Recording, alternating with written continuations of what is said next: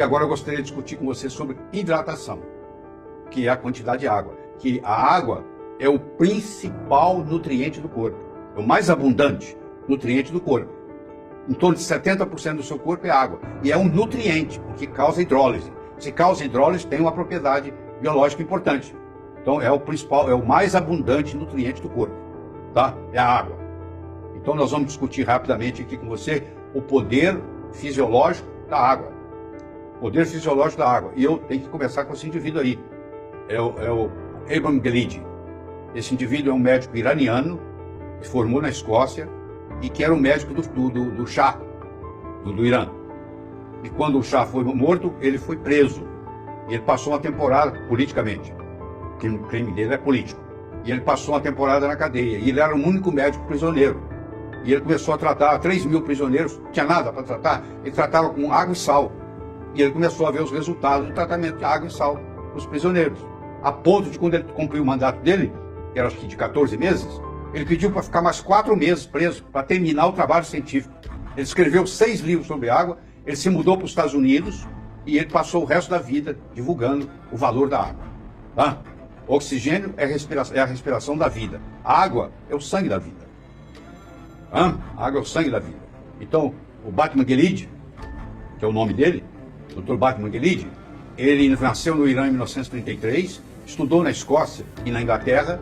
Em 1979 foi preso no Irã por 31 meses, desculpa, não é 14, 31 meses. Tratou mais de 3.000 prisioneiros com água e sal.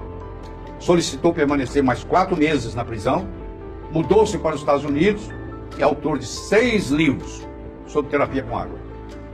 Você devia ler pelo menos um. Você entra no Amazon.com, tem lá os 6 livros do Dr. Batman Gelid sobre água. Você vai ver impressionante o que ele fazia só com água. Tá? Ele tem 4 pressupostos que ele disse que são equivocados, que ele descobriu. Primeiro, boca seca é um indicador de desidratação. Não, ele disse, não é verdade. Tem muita gente desidratada que não tem boca seca. Se você esperar boca seca para beber água, você não vai beber água nunca. Tem muita gente desidratada que não sente sede. Com o passar dos anos, a gente vai diminuindo a sede. O idoso praticamente não tem sede, ele é um desidratado. Por isso que ele está todo enrugado. Ele tem que tomar água sem estar com sede. Não é sede que é o parâmetro. Água é apenas um solvente. É outra coisa equivocada. Não, a água é um nutriente. Ela tem ação de hidrólise. Terceiro, a sensação de sede permanece igual durante a vida. Não é verdade. A partir dos 50 anos, praticamente você perde a sensação de sede. Você tem que tomar água mesmo estando sem sede. E outros fluidos podem substituir a água pura, como chá, como refrigerante, como suco. Não é verdade. Você tem que tomar água pura. Tá? Pelo menos 6 a 8 copos por dia. Tem gente que toma mais. O excesso vai sair na urina, não tem problema. Então esses são 4 pressupostos equivocados sobre a água que o Dr. Batman Gelid discutia. E ele explicou da água hexagonal, que faz toda a diferença. Hoje tem aparelhos que produzem esse tipo de água. Eu tenho isso na minha casa.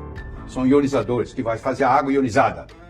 Ou a mulher mostra as mudanças no rosto depois de 4 semanas, bebendo 3 litros de água por dia. Você está vendo essa mulher aí? Olha ela aqui, depois de 4 semanas, tomando 3 litros de água por dia. Eu vou fazer um close-up para você ver a diferença. Olha aí. Olha a diferença, só com água. Só que ela tomou, religiosamente, por 4 meses, 3 litros de água por dia. Olha a melhora que ela fez na pele. Não é só na pele, não. A pele reflete a melhora que ela tem na saúde. Olha as rugas que ela tinha debaixo dos olhos. Olha lá. Olha a olheira que ela tinha. Olha lá. Olha como é que desaparece. Isso aí não é Photoshop, não. Que essa foto é da época dele. Ele escreveu esse livro tem quase 30 anos. Tá bom? Então é importante você dar valor. E não custa nada. Agora, a água tem suas características. Você não pode tomar água de torneira da sua cidade. Aí é complicado. Eu vou explicar direitinho como isso acontece. Aqui está um alvéolo pulmonar hidratado, aqui está um alvéolo pulmonar desidratado. É mais ou menos assim, ó. Com qual jeito você vai respirar mais fácil? Por exemplo, o paciente está com infecção pulmonar, tem que tomar muita água. Porque tem que hidratar o alvéolo pulmonar. E não ficar igual pássaro. Tem que ficar igual a uva dali. É totalmente diferente. Totalmente diferente. A desidratação, que 40% dos brasileiros têm, 24 horas por dia, ela causa asma, predispõe a asma. Um ataque asmático pode ser curado com água, ele curava lá na penitenciária. Ela faz alergias, uma alergia pode ser amenizada com 2 litros d'água. Ela causa pressão alta, a desidratação causa pressão. Você sabia que com um celular e acesso à internet, você consegue fazer até 3.000 a mais no final do mês? O Alex Vargas preparou uma aula exclusiva para você, na qual vai te ensinar como fazer isso. Acesse o link que está nos comentários e assista a aula gratuita enquanto estiver disponível. Alta, ela causa constipação. Primeira causa, o meu intestino não está funcionando direito. Tome mais água, só isso. Dobre a sua quantidade de água, você vai ver que seu intestino funciona. Quando eu viajo, o meu intestino não funciona direito. É porque você também diminui a gestão de água. Já percebeu isso? Em casa você tem uma rotina, você sabe a água que você toma. Quando você viaja, aquela rotina não existe. Aí você acaba tomando muito menos e com isso seu intestino para. Você tem constipação. Diabetes tipo 2, às vezes desencadeia uma descompensação com níveis altíssimos de glicemia por falta de água, por desidratação. E doença autoimune, piora muito o processo. Isso aí são alguns casos só que eu estou fazendo para citar. Mas tem muito mais do que isso, muito mais do que isso. E outra coisa, a água da torneira, ela está contaminada, porque olha lá, a mulher toma o hormônio, toma uma pílula anticoncepcional. É como se ela estivesse jogando essa pílula anticoncepcional no vaso sanitário. Isso aí contamina os aquíferos que tem disponível, acaba contaminando os rios, acaba contaminando a água que você vai beber. Então a água que chega na sua torneira, ela está muito rica em hormônio, ela está muito rica em flúor, ela está muito rica em cloro. Então você tem que ter filtros, você tem que gastar dinheiro, investir num bom filtro para poder tirar essas porcarias. Porque senão você está tomando água e acaba se intoxicando com o processo. Entendeu? Acaba se intoxicando com o processo. Olha a diferença entre uma pessoa idosa e uma pessoa jovem. À medida que você envelhece, você vai se desidratando. Uma pessoa idosa tem muito menos água no corpo do que uma pessoa jovem. Do que um recém-nascido, por exemplo, que 82% do corpo dele é água. E a água, ela tem propriedades diferentes. Aí, por exemplo, a tensão da água, a tensão superficial. A água potável, você tem que levar em consideração a pureza dela, se ela é pura ou não, se ela está contaminada com hormônios, com pílula anticoncepcional, se ela está contaminada com metal tóxico, se ela está contaminada com flúor, se ela está contaminada com cloro. Tem que levar em consideração o pH da água. O pH tem que ser no mínimo. O pH do sangue, que é 7,75, 7,45. Quando você toma uma água com pH menor que isso, você está correndo atrás de prejuízo. Ela tem que ter uma capacidade de redox, de redução ou oxidação. Ela tem que ter minerais para fazer a condutibilidade. E ela tem que ter, sobretudo, tensão superficial. Ela tem que ser uma água leve. Então vocês estão vendo aqui o Masaru Emoto, famoso, falecido. Ele aprendeu a fotografar a água na microscopia de campo escuro. Então ele está mostrando para você aqui o que é a fotografia, qual é a representação de uma água, de uma nascente pura.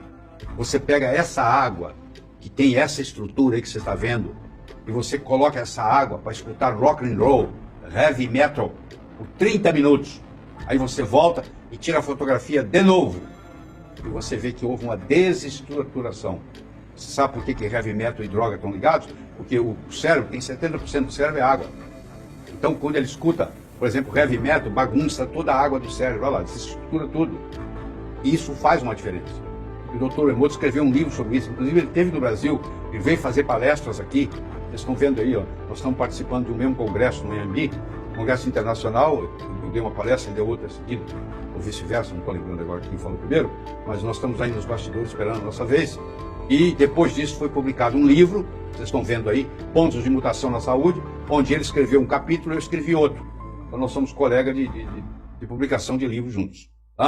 Mas esse indivíduo veio ao Brasil várias vezes, ele é famoso no mundo inteiro, e infelizmente ele faleceu há uns 5, 6 anos atrás. Certo?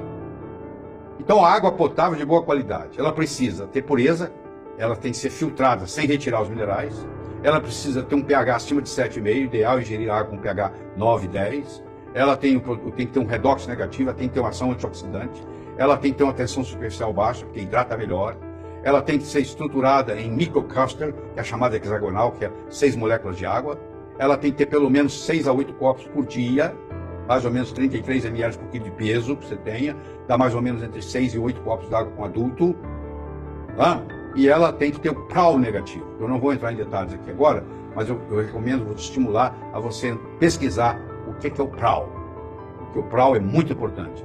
E uma substância que tem um prol negativo é mais saudável do que uma substância que tem um prol positivo. Mas essa eu vou deixar para você pesquisar. Certo? É isso aí. E a água ideal para você tomar é a água ionizada. Hoje tem muitos aparelhos que fazem a ionização da água. E elas vão ter todas essas qualidades que vocês estão vendo aí. Certo? E quanto à sua alimentação, alimentar é uma coisa, nutrir é outra. Se eu entro num fast food e como um hambúrguer, com uma Coca-Cola e com as batatas fritas, eu saio de lá alimentado. Eu não saio de lá nutrido. Como eu não saí de lá nutrido, o que acontece? Daí um pouco, eu sinto fome de novo.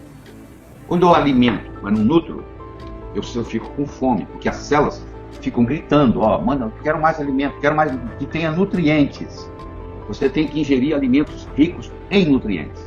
E os alimentos que você compra nos restaurantes de fast food, eles são muito vazios em nutrientes, extremamente vazios. Eles são muito ricos em calorias, mas eles estão muito vazios. Aliás, o produto alimentício, que você tem que fazer a distinção entre o que é alimento e o que é produto alimentício, quando você entra no supermercado para fazer suas compras mensais. A maioria dos produtos que você coloca no seu carrinho não são alimentos, eles são produtos alimentícios, ou seja, são produtos que têm conservantes, são produtos que têm ativadores do paladar. A nossa língua é capaz de detectar o salgado, o doce, o azedo, o amargo, e no meio da língua tem um receptor, talvez você esteja escutando isso pela primeira vez, que se chama umami, U-M-A-M-I. O umami é um receptor que capta o gosto do glutamato, do monossódio glutamato, MSG, monossódio glutamato, que é um veneno para o cérebro, mas é permitido por lei colocar. Então, quando você compra uma sopa industrializada, que você adora aquele sabor daquela sopinha que vem enlatada, ora, como a lei permite, o fabricante daquela sopa faz igual o concorrente dele, coloca um pouco de monossódio glutamato. Aquele monossódio glutamato, todo dia você tomando aquela sopinha gostosa, primeiro você fica viciado, igual você fica viciado em cocaína, igual você fica viciado em tabaco, você fica viciado em monossódio glutamato. Você quer tomar aquela sopinha todo dia, achando que está sendo saudável. E aquele monossódio glutamato agora ele sobe para o seu cérebro. Ele pode precipitar Alzheimer, ele pode precipitar Parkinson. Você vai tomar e ingerir aquilo por muitos e muitos anos. Então, a mensagem importante que eu estou passando para você aqui é o seguinte: quantos por cento da minha alimentação é realmente alimento? E quantos por cento da minha alimentação é produto alimentício? O que você toma no café da manhã? O que você come no almoço? O que você come no jantar? Se você fizer um levantamento, provavelmente mais de 50% que você está ingerindo, e assim, em geral, a população brasileira, principalmente a população urbana, não está ingerindo alimento, está ingerindo produto alimentício. Bom, o que a gente precisa para ter saúde? Primeiro, a gente precisa de água. Mais de 70% do nosso corpo é água. A água